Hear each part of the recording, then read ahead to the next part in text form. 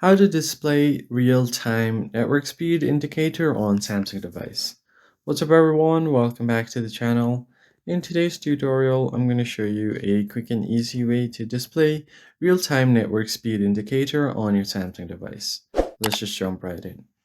First off, you need to tap on the settings menu and then go to connections.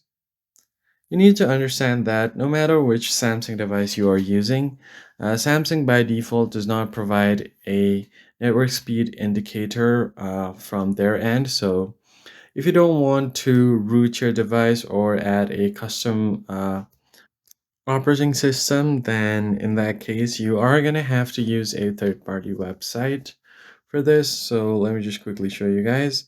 If I go to more connection settings, there is no option to show the real-time indicator. So what I'll do is go to Play Store and then tap on search bar. From here, I can just simply search for network speed indicator. And once you have done that, hit enter. There are a lot of indicators right here. You can use any one of them. And I'll just go ahead and continue on with this one called net speed indicator. Tap on install. And once the application is completely installed, just open it up. Tap on the open button over here, and then you need to allow the notification permission first. And as you can see on the top left here, right besides my time, I have the network speed indicator. You can enable or disable the indicator from this toggle.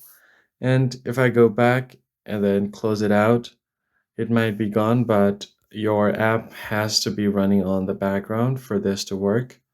So if I just go to recent apps, close everything out, there is still the indicator here, and if I tap on active apps, as you can see, the network speed indicator is running.